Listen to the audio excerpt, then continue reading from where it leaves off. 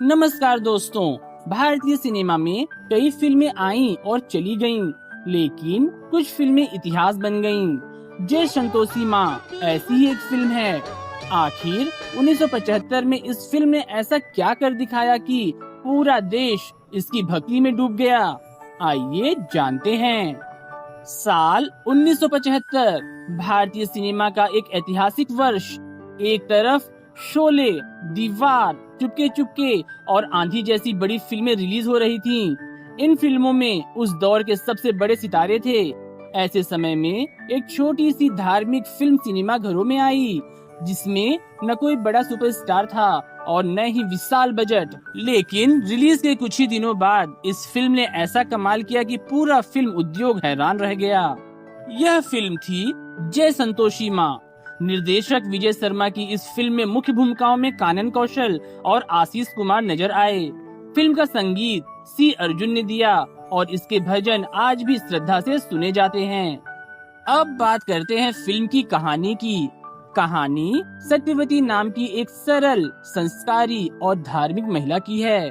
शादी के बाद उसकी जिंदगी खुशियों से नहीं बल्कि कठिनाइयों से भर जाती है। उसका पति रोजगार की तलाश में घर से दूर चला जाता है।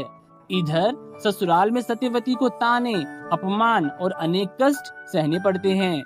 लेकिन इन सब के बावजूद वह कभी भी संतोषी माता पर अपना विश्वास नहीं खोती। यहीं से फिल्म का सबसे बड़ा संदेश सामने आता है। सच्ची श्रद्धा और धैर्य इंसान को सबसे कठिन समय में भी आगे बढ़ने की ताकत देते हैं। अगर आज के नजरिए से देखें तो कहानी सीधी साधी लग सकती है, लेकिन 1975 के दशकों के लिए यही इसकी सबसे बड़ी ताकत थी। उस दौर में लाखों परिवार संघर्ष से गुजर रहे थे, इसलिए सत्यवती का किरदार लोगों को अपने घर की कहानी जैसा महसूस हुआ। अब बात करते हैं अभिनय की। कानन कौशल ने सत्यवती के किरदार को बेहद सादगी और भावनात्मक गहराई के साथ निभाया। उनके चेहरे के भाव और संवाद दर्शकों को सीधे कहानी से जोड़ देते हैं। आशीष कुमार और बाकी कलाकारों ने भी अपने अपने किरदारों के साथ पूरा न्याय किया। फिल्म का संगीत इसकी सबसे बड़ी ताकतों में से एक है।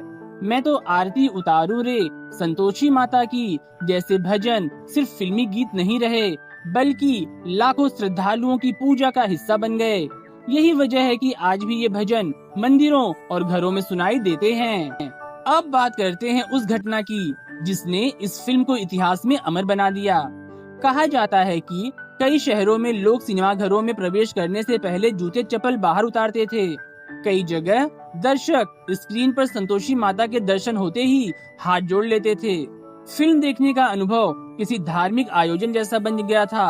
यह भारतीय सिनेमा के इतिहास की सबसे अनोखी घटनाओं में से एक मानी जाती है। हालांकि यह भी याद रखना चाहिए कि ऐसी प्रतिक्रियाएं हर थिएटर में नहीं थीं, लेकिन कई स्थानों पर फिल्म ने वास्तव में असाधारण धार्मिक उत्साह पैदा किया। अब सवाल उठता है कि क्या यह फिल्म तकनीकी रूप से उतनी ही शानदार थी? अगर आज के मानकों से देखें तो इसके सेट, कैमरा वर्क और विजुअल इफेक्ट्स साधारण लग सकते हैं, लेकिन हमें यह नहीं भूलना चाहिए कि ये फिल्म लगभग 50 साल पहले बनी थी। इसकी असली ताकत तकनीक नहीं बल्कि इसकी भावनाएं, भक्ति और सरल कहानी थी। यही कारण है कि कम बजट और नए कलाकारों के बावजूद ये फिल्म बड़ी सफलता हासिल करने में कामयाब रही और भारतीय धार्मिक सिनेमा की सबसे यादगार फिल्मों में गिनी जाने लगी। अब मेरी राय, अगर आप तेज रफ्तार, आधुनिक तकनीक और बड़े विजुअल्स वाली फिल्में पसंद करते हैं तो शायद जय संतोषी माँ आपको धीमी लगे। लेकिन अगर आप भारतीय सिनेमा का इतिहास, धार्मिक फिल्मों का प्रभाव और उस दौर की दर्शक भावना को समझना चाहते हैं तो यह फिल्म जरूर देखनी चाहिए। कुछ फिल्में सिर्फ मनोरंजन करती हैं, लेकिन जय संतोषी माँ जैसी फिल्में अपने समय की आस्था, संस्कृति और समाज का दस्तावेज बन जाती हैं। यही इसकी सबसे बड़ी उपलब्धि है। अगर आपको यह वीडियो पसंद आया हो तो वीडियो को लाइक करें, चैनल को सब्सक्राइब करें और कमेंट में बताइए आपके अनुसार भारतीय सिनेमा की सबसे महान धार्मिक फिल्म कौन सी है। धन्यवाद। मिलते हैं अगली क्लासिक फिल्म के साथ।